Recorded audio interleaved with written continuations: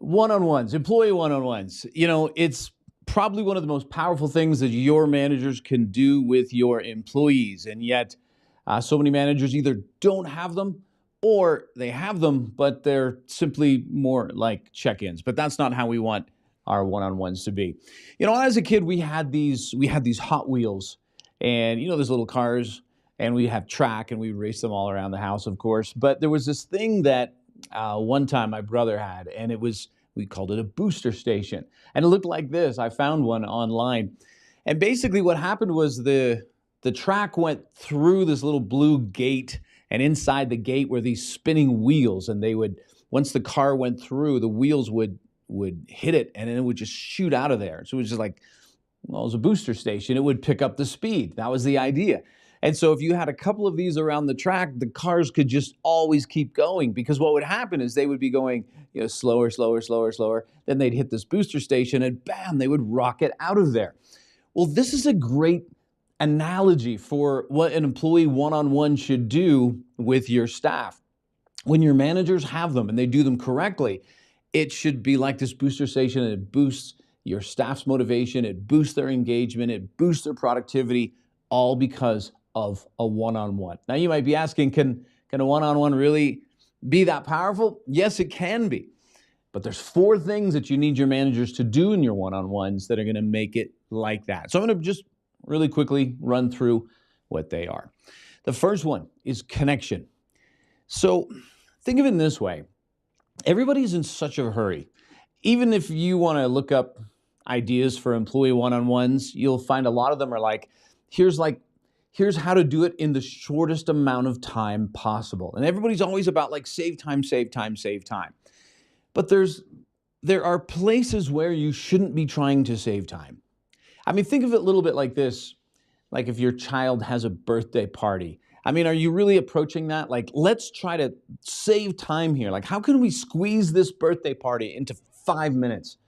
Because if we can squeeze this birthday party into 5 minutes, I can get all the other stuff done I need to do. Of course, we wouldn't think like that, because there's something about giving our time which actually shows that we value something or that we care. And so, honestly, even the fact that you schedule a one-on-one with your staff communicates a lot about what they mean to you. But let's talk a little bit about these 4 things. The first one, like I said, it's about connection. And connection is where we take some time and we just slow things down. And it's about caring and concern for your staff. It's about having those meaningful conversations, wanting to know how they're doing, wanting to know how they're really doing. Are they keeping up with their health? How is their stress? How do they feel about things? And it's in those moments where managers communicate, hey, you're important. You're important to me. You're important to the team. I want to make sure that you're doing well. If you never have those conversations, then where do you get to demonstrate that? Oh, I know you can here and there, but this is why your managers need a one-on-one, is so they have this time to make sure that they're connecting, right? Secondly, so connection. Secondly, calibration. Calibration is about helping an employee understand not only the alignment of the organization, their role in it, but how they're doing. So calibration is where we review performance. It's where we give feedback on progress.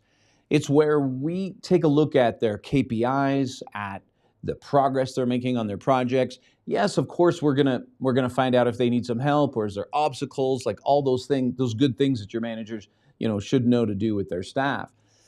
But it's in this moment that, as your managers do this, the staff begin to feel like, okay, this is feedback on their progress. They're able to make adjustments, and they're able to leave that section knowing, okay, I'm either doing a great job or I wasn't really doing a good job, but now I'm back on track and I'm doing a good job. Either way, it's a positive emotional experience with calibration. Number 3, coaching.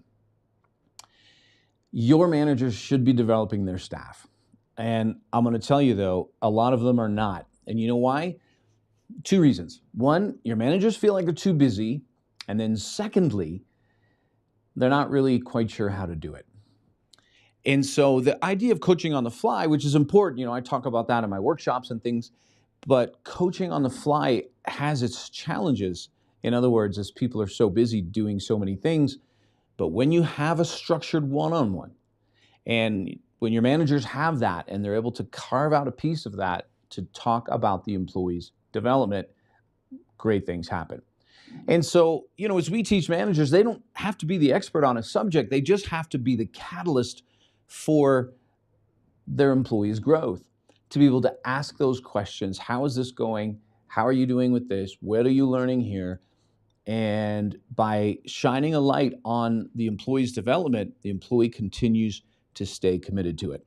And then the last of the four is really just about communication.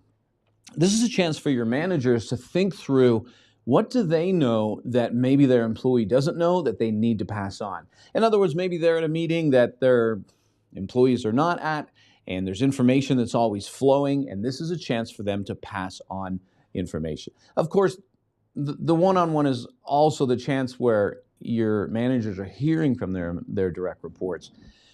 But when you think of it in this way, when your managers are able to get these four things done, spend some time to connect, help the employee calibrate, make sure they're coaching, and then lastly, that they're making sure that communication is happening and that the employee is filled in, then it acts a little bit like that booster station that I told you about, that the employee comes into the one-on-one and maybe their motivation has dipped a little bit, and now, bam, they shoot out of there more motivated, more engaged, more inspired, more excited for what they can do. So, like I said, the biggest mistake your managers are making, well, besides not having them, that's the biggest mistake if managers aren't having one-on-ones.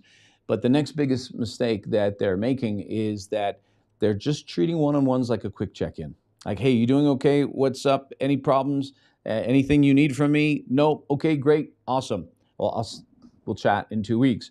That's not how we want our one-on-ones. So anyways, those four things, make sure that your managers are doing them: connection, calibrating, coaching, and ensuring that there's communication that's going on. All right, hope that helps. And like I said, one-on-ones are probably one of the most powerful things that you could ever have your managers do.